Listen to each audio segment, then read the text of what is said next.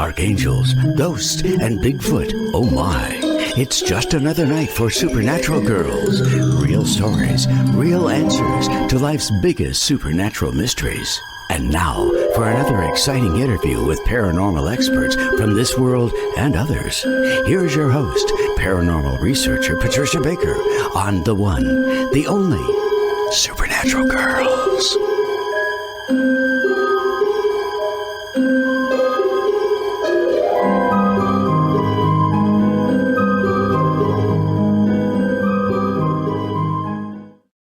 Welcome, everyone, to another exciting episode of Supernatural Girls. I'm your host, Patricia Baker. I am here with Miss PK all the way from Tucson. How are you, PK? Absolutely fabulous. I've stayed in the house. I haven't overheated. I just love it. And yesterday, I had rain at my house. Not a lot, but some. Oh, wow. I ran outside, and the rain gods, I thank them to the nth degree. Jeez. It's been a long session. Yes, yes. So tell us what's going on with the numbers. Well, all we have to do is remember it's a 9 universal year, ending a lot of old things, okay? Yes. This month deals with our finances overall, regardless what your personal stuff is, and getting things in order, the good, the bad, and the ugly when it comes to our finances. And next month will be a review of this entire year. So get yourself nose to the grindstone, sweep out what was last year, turn things around a little bit so that when you take a look at next month, you'll be able to lay things out in order so you're going to be ready to rock and roll once October gets here. But between now and September, we still have that little bit of bouncing around because of the retrograde. A lot of people are still under the gun because of that. Because the shadow period, although I'll say it's over, it's still affecting some people. Me included. That's why I know. Oh, gosh, I know. It's terrible. Those shadow periods can be rough, really rough. Well, I have a coincidence to share that's quite unique. So here it is.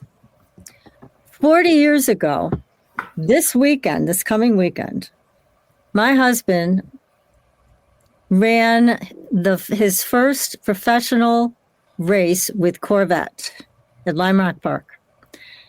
And he won the race. And this was, again, 40 years ago, this weekend. This weekend now, he is being inducted into the Corvette Hall of Fame. Well deserved and well earned. Exactly. Good. 40 years later. Yes. Isn't that, thank you. Isn't that incredible? Oh, I think that's marvelous. It's just wild that it's 40 years.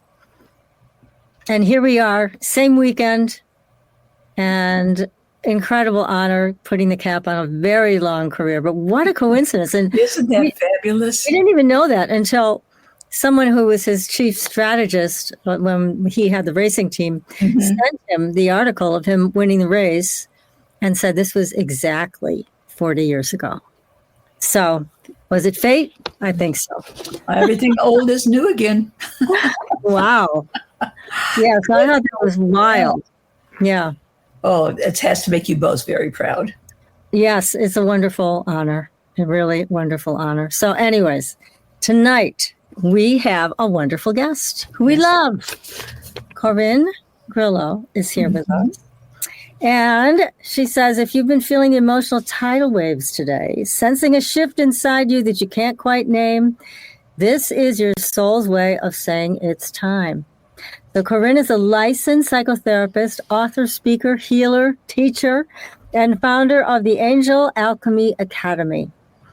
A mind-blowing miracle from the angels saved her life, cured her of lifelong depression, and awakened her spiritual gifts. She now teaches all over the world and how to awaken your spiritual gifts, heal your life, and discover your true purpose by working with angels and the divine. She teaches bridging others with direct mystical experiences, excessive amounts of laughter, down-to-earth spiritual wisdom, ritual, and powerful energy medicine that awakens the heart, mind, and soul. And she's with us right now. Corin, welcome. Thank you. So good to be here again, Patricia's. No, it's wonderful for us to Glad have to you. have you. You've been so busy. My God, you're doing all kinds of exciting things. Yeah, here and there. I mean, it's kind of slowed down a little bit this year, but that's, by design, I suppose. But yes, I've been around the block since I first encountered that first miracle. Yes. Wow, the angels really set me on an incredible, life-changing journey that no one could have predicted any of it, really. I mean, yes. I mean, the angels. I mean, come on. Yeah. So it's such a blessing to be able to talk about this to people, and it's just wild that people have listened over the years. I've been being public about the angels, about my affection for them and my communion with them for maybe about 13 years now. So, yeah, I transitioned from being just a regular old therapist into talking about angels. Not the most practical move at the time, but turns out it was the most practical, actually. Yeah. Now, last you were here, you were sharing with us your experiences of building a new center at Mount Shasta. So is that something you're still involved with? Oh my gosh. Yes. It's like, oh, whoa, that has been such a incredible journey, a huge leap of faith. But it has exceeded, it has been beyond anything I could have also comprehended. I thought I was just buying a property to bring people to pilgrimage, because Apu Shasta or Mount Shasta is one of the 7 sacred mountains of the planet, and it's considered to be the root chakra. And I love helping people reconnect with some of our ancient ancestral rites that have been forgotten because of colonization. We kind of got disrupted. Our roots got disrupted. We kind of lost a lot of our old practices as far as communing with ancestors and talking to the land and being in relationship with the divine through everything. So I was just buying a property to bring people to. But this place has just, the love that floats there, the miracles that have happened and are continuing, the rapid healing, but also just the rapid heart awakening, the consciousness that is getting unlocked there is just incredible. So yeah, that has been quite a treacherous. It was hard in the beginning to get it open, because I don't know anything about running a retreat center. But the angels know I'm like crazy enough to actually listen to guidance. So I keep getting hired for stuff because I'm just crazy enough to take leaps of faith, right? But just like with any good initiation, it was challenging in the beginning. I definitely met the guardian at the threshold, trying to tempt me out of it and make me doubt myself. But the community that's forming around there has just been incredible. So yeah, it's pretty awesome. If you guys are ever in the area, let me know. Oh, definitely.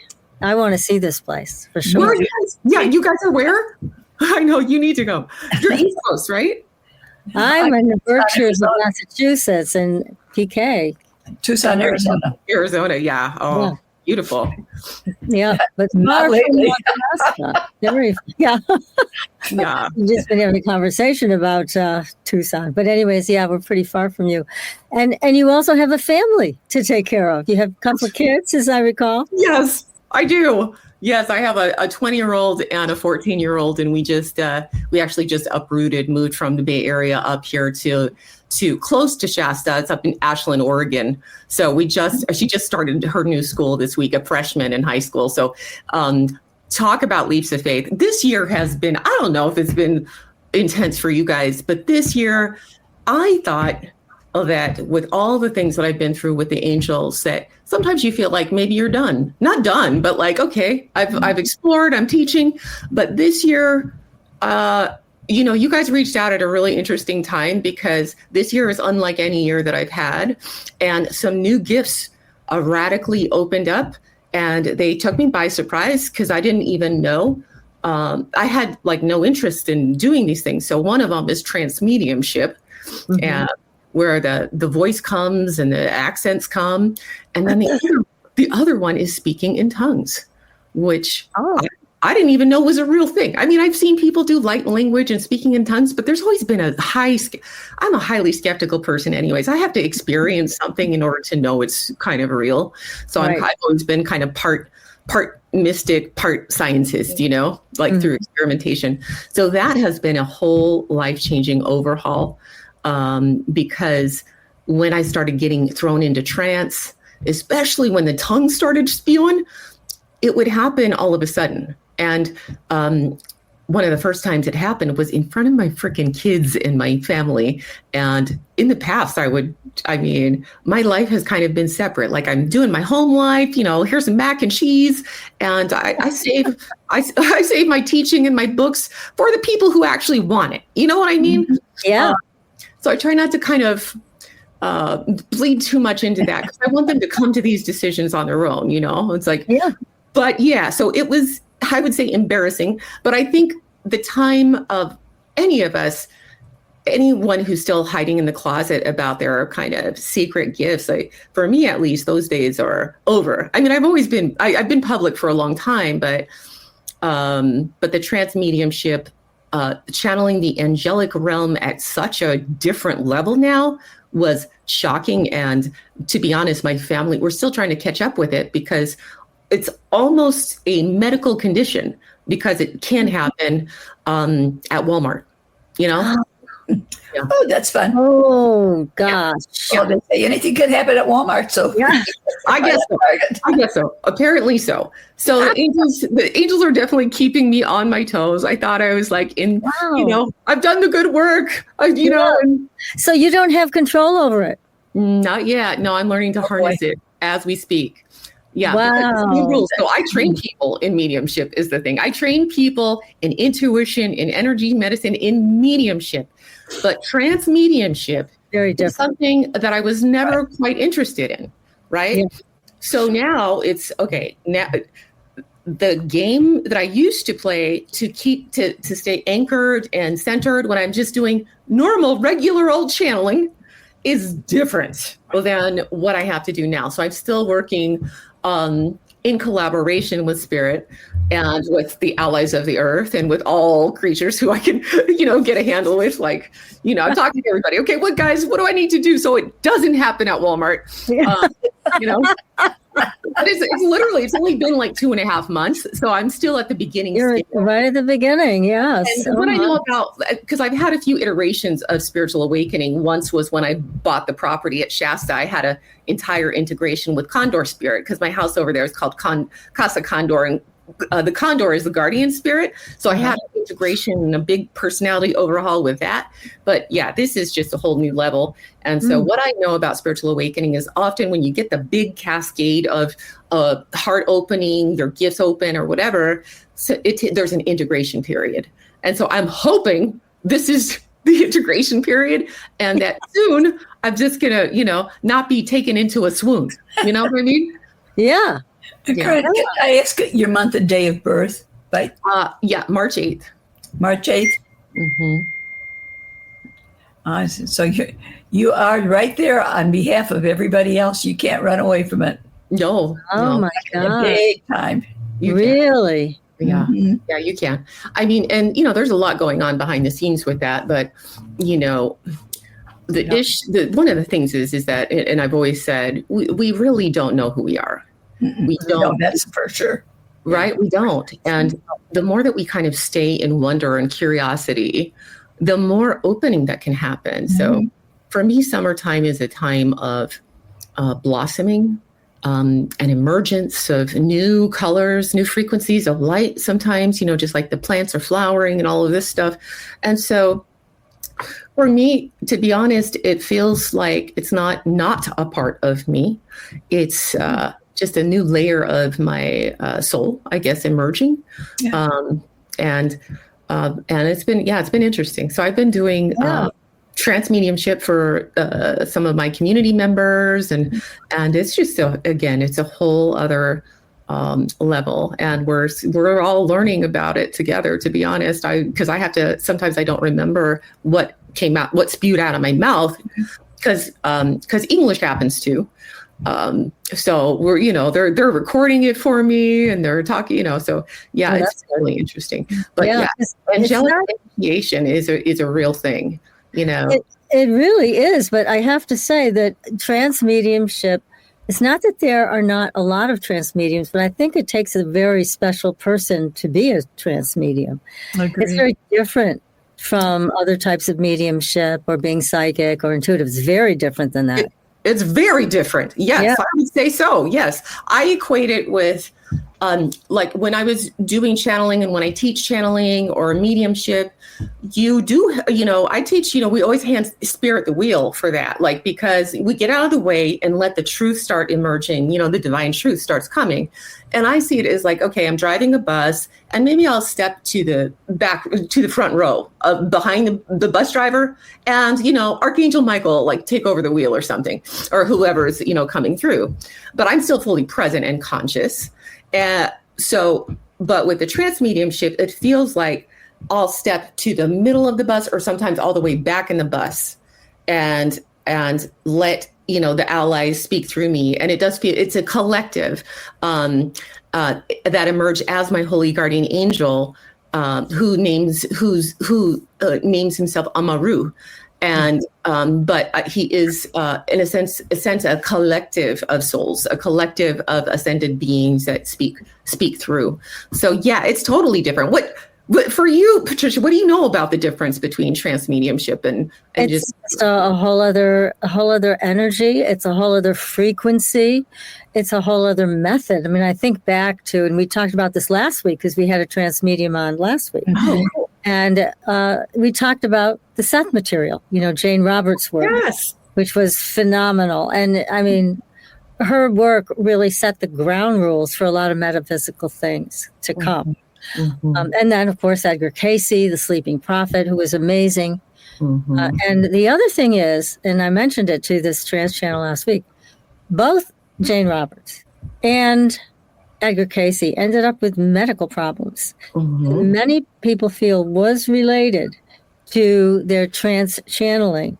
So, I mean, I know Jane Roberts had a terrible time with rheumatoid arthritis and then eventually died from that. Mm-hmm.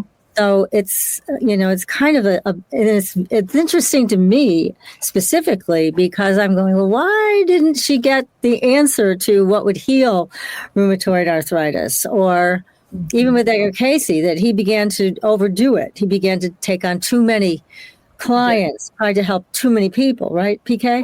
Definitely. I was down at the Institute in Norfolk, Virginia.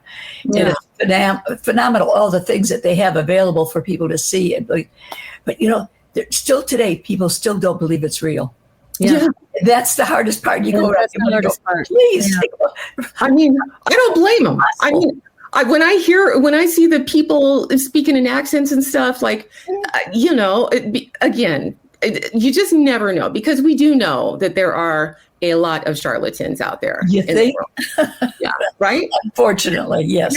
Yeah. And I always, I teach all my people, like, use always discernment with whoever you're listening to. Just because someone says it's like this blah blah blah, whoever it is, doesn't mean it's true. So you have to really feel truth in your heart and feel it in your belly. But yeah, I'm going to have to say trance mediumship is a real thing, and so is speaking in tongues. And it's like, it's embarrassing. You know what I mean? I'm just like, it's phenomenal when you're talking about speaking in tongues. When I lived in Athens, Greece, one of the parishioners that went to a specific church, she came back and she said, every Sunday we have, it's speaking in tongues. There's always someone there. And I'm going, and that was the first time I'd ever heard about it. No, that's almost 50 years ago, for God's sakes. And it was like quite a shock to feel that people believed in that. And then as time progressed, to know how real many of these things are, that some people, even today, it's like, really? They do that? Big surprise. I mean, I've seen like the evangelicals do it and whatever. I mean, it's hard not to just go like, okay, total bullshit. You know what I mean? It's hard to not just go there with that in my mind. But been there, done that. Yeah, exactly. But, I think it's almost like with the first miracle that I experienced with the angels, because I was not necessarily a believer either. I wasn't a religious person. I wasn't really looking for it, right? So there's something about when they capture someone who's like at least likely, who's a non-believer. Because I know even in my own family system, it's taken their beliefs into a whole new place because they know me. They know I would never do that in front of them or at Walmart. I can say you can get anything at Walmart you want. I know. So it's been really interesting. And what you were saying earlier, Patricia, about trans-channeling, that's what I understood about trans-channeling too. It's one of the reasons why I was never interested because some people do say that there's this, this back end, physically. And the thing is how do we really know, right? We can say that it's the trans-channeling, but how do we actually know? Because the body is the body and the body's going to do its thing. So, it goes back to what you were just saying, that we don't know who we really are. And they're saying now that our thoughts aren't even our own. We're receiving. Yes. We're like receivers. Yes. We're just picking up on all this energy and we think it's us. Yes, exactly. And that's something that I totally know or also believe is that we are channeling all the time, whether we like it or not. It's just, which radio station are you tuned into? Yes. There's a darker channel. There's darker channels. Like our negative thoughts, whose are they really sometimes, right? So let me ask you this, because with your channeling, do you ever do physical mediumship where objects come through? Because that's another aspect of mediumship that we don't normally see here in the United States. It's big in Great Britain and other parts of Europe. Are you saying like gemstones or ashes or things like that? Yes. Yeah, not yet. Okay. Not yet. One thing at a time, I guess. Is it similar to Andrew Geller when he was able to bend things and such as that? Very, yeah. Well, that's telekinesis, and that is a gift it's debatable. I mean, I feel like we all have this raw, potent power, okay? And we can direct this power in whichever way we want to. So people who want all the party tricks can focus on those things and do them. But I've never been interested. I'm interested in love and helping people open up their hearts and connect and commune with spirit in an authentic way. It's never been my focus to super harness these things. Although I know people who do, I know people who move bushes and stuff like that. I mean, it's super cool. Our potential is super cool, but there's a whole panacea of things we could do. It's just who has the time. Really. Good point. Yeah. But you're doing some very fascinating things now, and it's good that you have a group of people who are supportive, who are taping this for you and transcribing it and doing all those things to keep records. No, that's important. That's so important. Especially in the beginning, especially as we're learning, as they kind of reveal more layers of who they are and why they're here. Why are they coming in so hard right now? Yeah, why? One of the images that came to me was, I don't know if you've watched the Twilight series, but in Twilight, there's this indigenous tribe who are guardians of the land there and traditionally had become werewolves. If there's vampires on the land, there's shapeshifters, right, that people come to. So there is this wave of a bunch of vampires coming, and then all of a sudden certain members in their village just started morphing into werewolves, and they're like, whoa, okay, what's going on? I guess this wasn't just a myth kind of thing, and it was based on all the evil that was coming through. And they kind of equated this a lot of us are going through spiritual awakenings in one way or the other. I've coached people through a lot of spiritual awakenings over the last decade, right? But they can look in a lot of different ways. And now that we're seeing an influx of people's spiritual bellies have been yearning for something real, something authentic, something more connected. But I feel like those of us who are here to kind of make an impact with the spiritual work or with whatever our healing work is or whatever our service is, they're coming in. People are, almost like Manchurian candidates, like waking up to bring balance, I guess, bring balance back in. So now's a really great time for all of us to anchor and find a deeper connection to our faith. And I think that that's the thing, is that we're never quite done unless we think we're done. But if we stay open, like I said, it's like spirit, what else is there? Yeah. And there's more. Yeah. So, but the trance mediumship, it's a whole other level of surrender, right? So at first you're surrendering, okay, I'm just going to let channel writing. I'm going to let some words come out. And then it's like, okay, my voice started going in a different direction, right? It's like there was this accent coming through, and I'm just like, whoa. And now it's like my body, right? And I do now trance dancing as well. So yeah, it's a whole thing. It's a whole thing. So I mean, maybe I'll let you know about the rheumatoid arthritis. Don't get that. It's terrible, but yeah, but I think it's because, again, back then, I thinking that the walls, the veils were much denser. So that might have been one of the issues that created more physical problems from this. But certainly, the material that was brought through by Jane Roberts and Seth was, I went back to listen to it again and tape, and I was like, wow. Really? The things that were said back then, it blew my mind. Really? I highly recommend everybody who's interested, go back and, go to Audible. I think there's a few books of hers on there. Yeah. Listen to it. And it's like, oh my God, this is all the stuff that's so hot right now. That's so, everybody seems to be talking about, but this is back in the 70s. Yeah. Yeah, exactly. And you're right. It was thick back then. The energy was thick. It was dense. It was heavy. So yeah, that's amazing how ageless that information was. I'll have to give it another look-see, or, definitely. Yeah. And, I'll say, even though, this trance mediumship has only been online for maybe a couple months and a half, it's already proven itself to community members. It's been very prophetic. Give us some examples. Okay. One example is one woman. She was having a mastectomy, and she wanted a channeling from them. So I went into trance for her, and I said some things, and I started with, don't worry about the cleanliness of the room. We'll help you with that. And we both thought that was a peculiar way to start, because it's not like that was her interest. And they also said that they're going to be talking to the doctors and working with the doctors. And then, she affirmed that there's multiple doctors in the room, and that, she'd be working with them. And then another thing they said was that they don't want her to overwork in getting better, the healing process.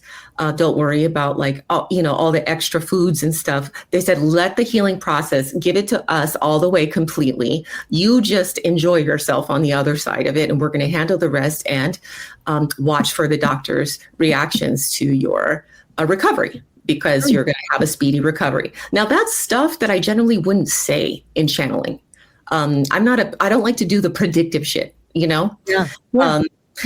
And so she just texted me yesterday, and she said, my surgery was delayed a half hour because the room that they were going to have me in, they discovered it was contaminated. So they moved me to another room. And then she said, I got back from the doctor today, and he said, it's not normal what's happening with me, because I have no pain and I'm walking around like nothing. Gosh. Yeah. Fabulous. Yeah. So that's really wonderful. So you gave a lot of good information that was quite personal to her and her experience that was upcoming. And that's been very consistent, actually. It's been very consistent. People say the channeling really touches more than one person who hasn't heard other people respond. They say that it goes straight to the soul, like straight to the heart. and they can feel the presence. They can feel the love that's pumping, and it's very profound. It's been very profound for them already. So it's really so beautiful and so sweet. It's really weird, I know, but it's just it's already been such beautiful medicine for the community. I'm so grateful that it's happening on the one hand. There's definitely some kinks to iron out about it, as far as the whole Walmart thing. Just cracks me up every time I think of it. I know, it's horrible when it happens. Though. And they call themselves the people of the sun, and the children of the sun, and they call us the children of the sun. Oh, and they say the children of the sun are waking up. I've heard that name given many years ago. Do you know from where? When you said it, it was just almost like a zing going backwards. I don't remember right now, but when I do, trust me, I'll pass it on. Oh, please do. Yeah, like I said, we're learning. I've been there, done that. Wow, and that's why I had to interrupt and go, oh my goodness. Yeah, interesting. Yeah. Well, what's so different about the way you're describing this trance channeling and how people are receiving it is a lot of the trance channeling that we've heard is not personal. It's more global. It's more, give peace a chance and all that kind of stuff. And that's okay, but it's not personal.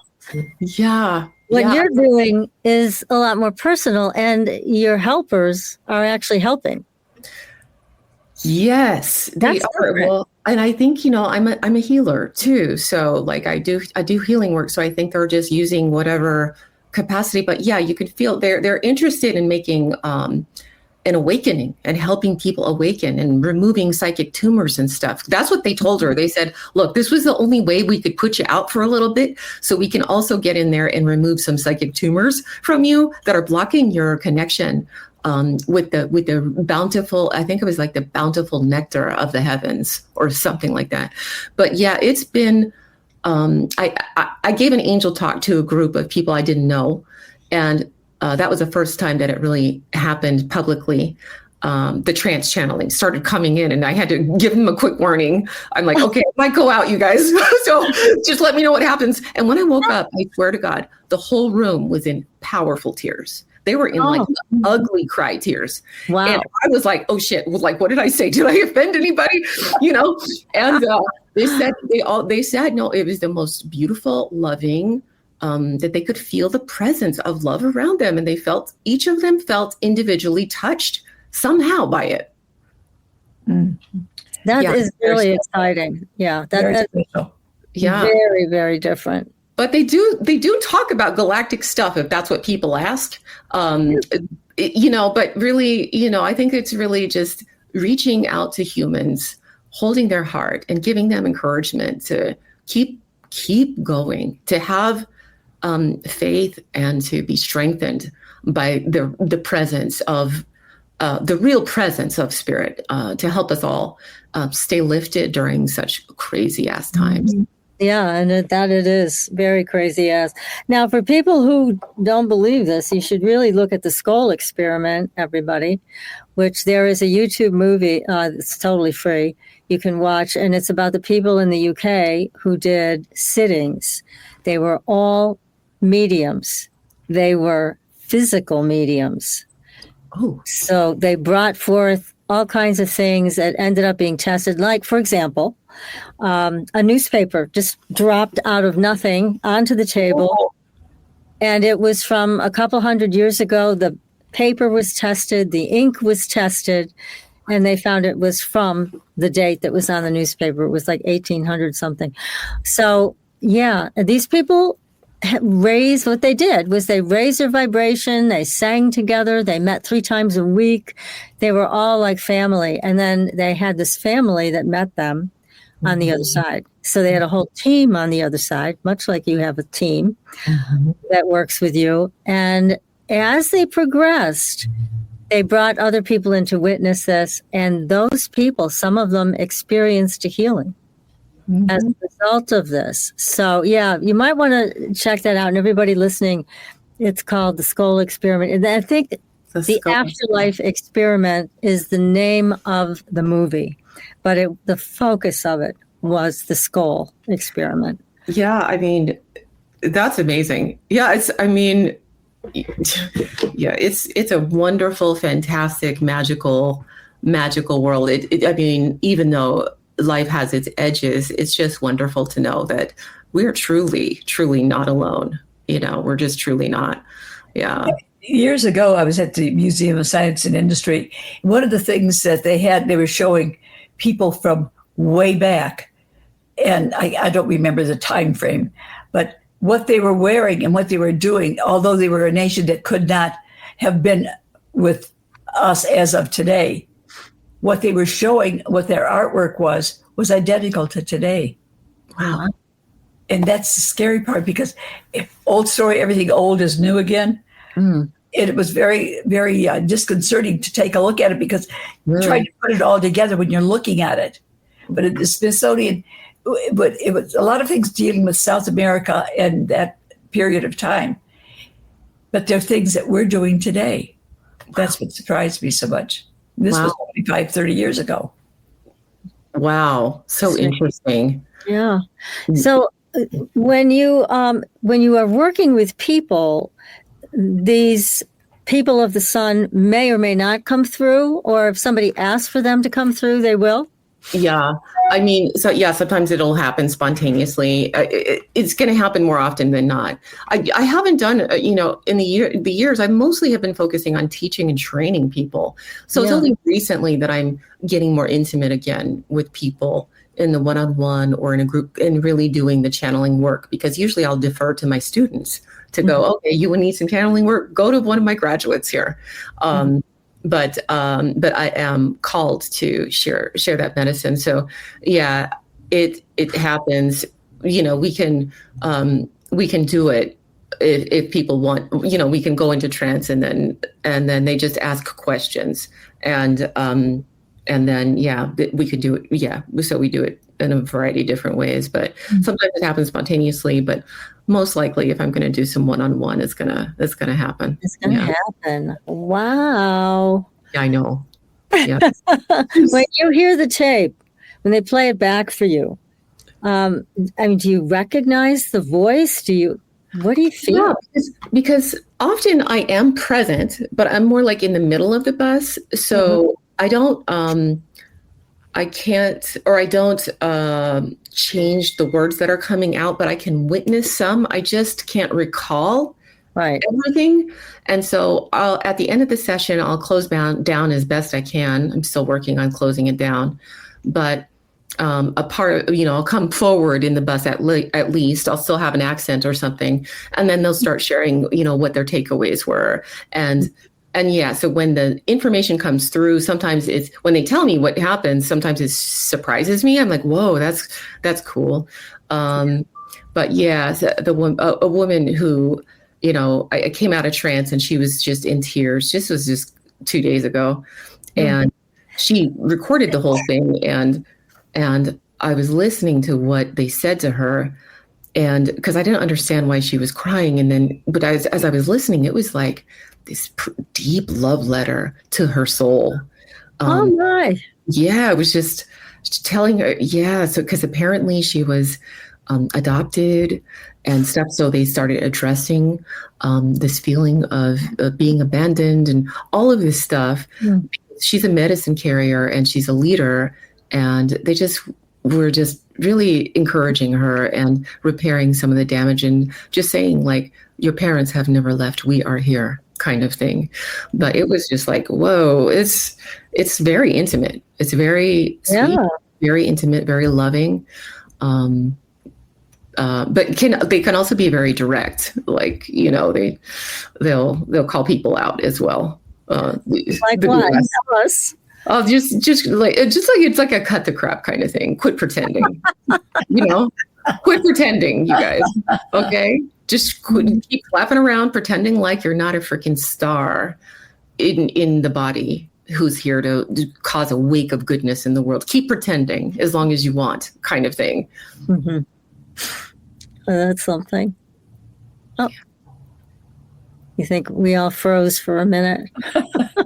Well, this is very exciting work, this path we're on. Most definitely. Yes. It's Yes. I mean, my God, I'm just thinking, where can you go from here? This is really top of the line, being a trans channel all at once. What do you know what the first thing was they talked about when they came through at Walmart or wherever it was? Oh, okay. So the very, very first time was amongst a group of volunteers. It was after we had a ceremony, because we do ceremony out at Casa Condor in Shasta. We do psychedelic medicine and go into ceremony and communion out there. So we like to celebrate the next day sometimes. So we were just out there like hanging out on hammocks, and we saw a light ship descend from the sky. And right in front of our house, and it moved all the way up to the mountain and then disappeared. And all of us were like, did you guys see that? Are you guys seeing that? We're watching it. And it was this radiant orb with effervescent light, like peach and violets and pale greens. And it was just beautiful. And it was then that the accent came. And he started saying, so that the first thing I remember is that they were talking about that was an angelic ship, and that then they had us look up in the sky, and Amaru started saying that you are seeing Shambhala. Oh, so, see, the accent's already starting to come a little bit. Uh-oh. Oh, I can feel it a little. Oh boy. Let me know if I tap out, guys. Okay, no problem. So Shambhala, right? They said we saw the city, and we started seeing little light ships everywhere, and floating up above us. It was kind of nighttime, and yeah. So he started talking about how the people of Shambhala are sovereign beings that watch over humanity, and that there are individual sovereign beings that watch over specific people. And they gave us the impression that it's like the holy guardian angel that we've heard of in the past. When we think of the holy guardian angel, that it's quite literal, and that there are vehicles cruising around, and that once you're connected, we'll continue to follow and support you and to give you wisdom and information. So that was a really intense night. That happened back in March. Yeah. Wow. You know, one of the things I absolutely love about you, I love many things about you, but what I really love and admire about you is that you are very grounded. Mm-hmm. Yeah. How do you do it? How do you do it? I mean, you're on so many levels and dimensions and talking to so many different angelic beings, et cetera. How do you stay so grounded? Well, I mean, it's part of multidimensionality. My humanity, yeah, my humanity has always been primary. After a certain point, right? Like when I was younger, I wanted to escape the planet. I was depressed and suicidal and all of those things. And Spirit has, when I had the first miracle happen, Spirit has been slowly initiating me into deeper layers of the bounty of being an earth being. And so it is a paradox to hold our powerful humanity and our darkness and be reverent yet irreverent about it, be rational, be logical as well as intuitive, and it's a balance that we all can do. But somewhere in the center is the juicy goodness. So yeah, the groundedness is important. To be honest, I do get somewhat, it's probably rude to say, but annoyed with the dissociated thing. A lot of in the spiritual communities, where it's like all love and light, and it's all about the fifth dimension, and there's not like a real stuff. It's like, oh, we're all going to ascend to yes, we are, but also we're right here, right now. Yeah, exactly. The term of honesty of how people feel about all of this very few say out loud like you just did. Mhm. Thank you for that. Oh, thank you. Yes. Oh my gosh, thank you. I'm so glad that you're okay with that. But yeah, I do a lot of teaching around spiritual bypassing and stuff like that because a lot of us, because we have these amazing experiences, some people might start separating things like, oh, I'm so spiritual now, and those other people are not, and I'm not into that. I just like, everything is spirit. Everything is spirit. And when your heart opens, you see it. Everything's spirit. You can't divide things like that. No, it doesn't work. Yeah.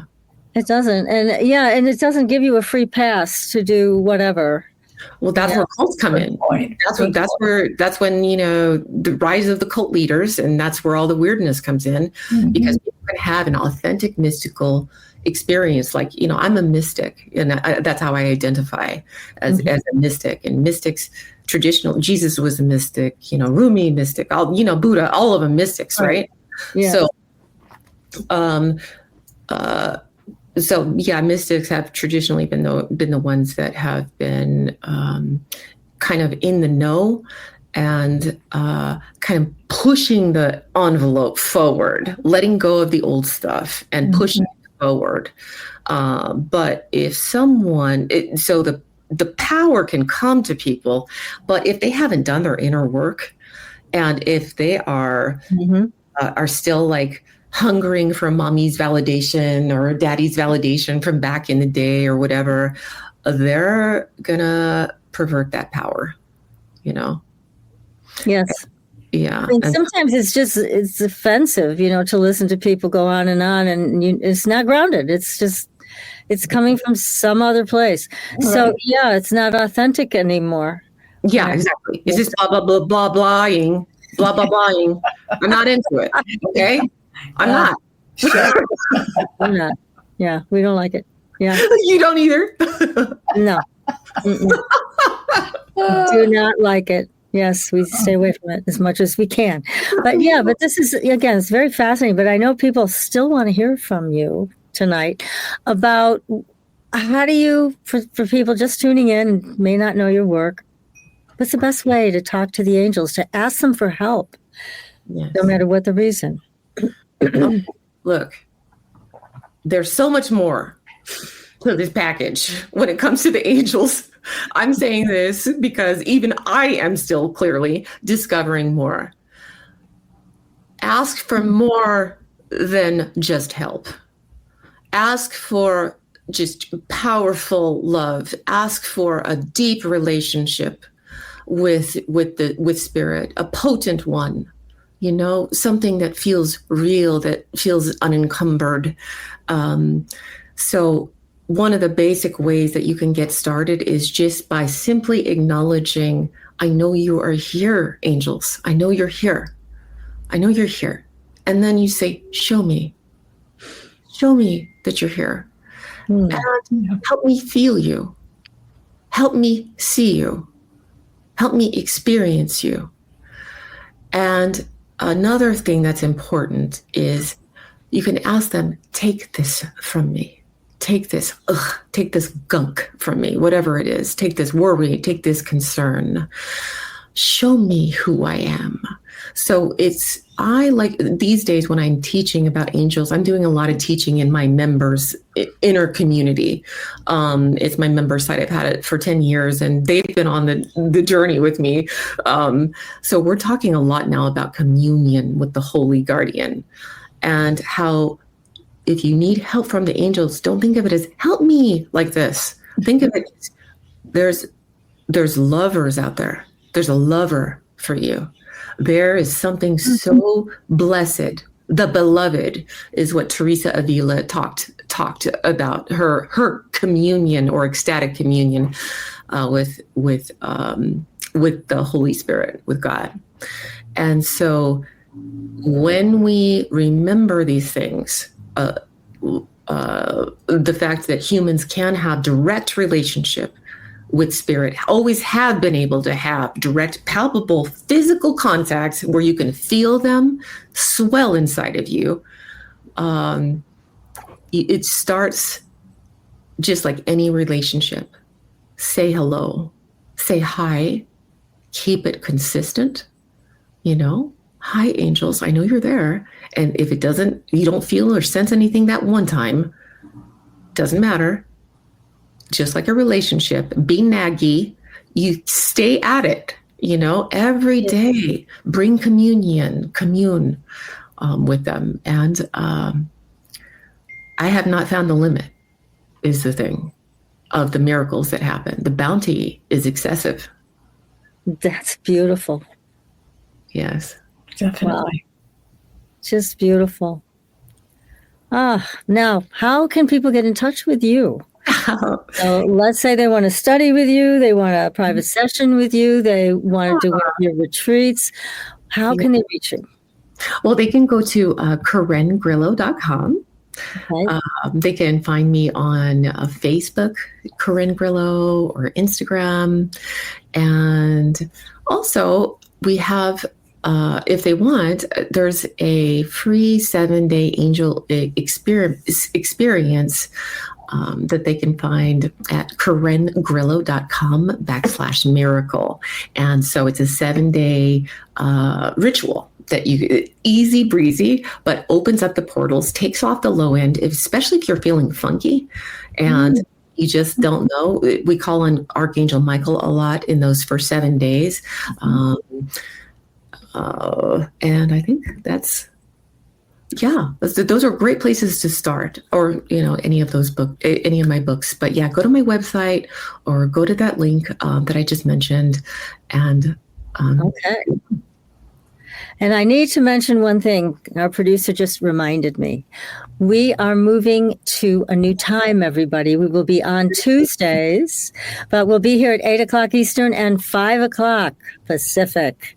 Right. With all brand new guests. And we want Corinne to come back, because this has been just wonderful talking to you tonight. Thank you so much. Yes, Thank you to the people of the sun, too.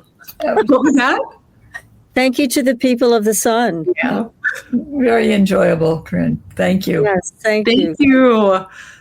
Okay, everybody. So next week, we will see you at 8 o'clock Eastern, 5 o'clock Pacific. And we have a medium coming. Lots of mediums that want to come on the show lately. We love every one of them. So we're going to be having the Mississippi medium next week. Right. Be sure to join us again. And don't forget to reach out to Corinne and do her angel. Is it week long, the 7-day program, you said? Mm-hmm. I'm going to do it. Great. I'm gonna do it. I need a refresher course. Yeah. The books are great too. So if people like books, there's the Angel Experiment. Angel Experiment and Angel Wealth Magic. Those are great stepping stones. Miracles happen for people for those too. Yeah. So that's great. You're a miracle, and we love having you on the show. Thank you so much. Thank you. Yes, this has been great. So, okay, I guess I'm supposed to wrap, and I better. I'll get yelled at. A little bit. Maybe a lot.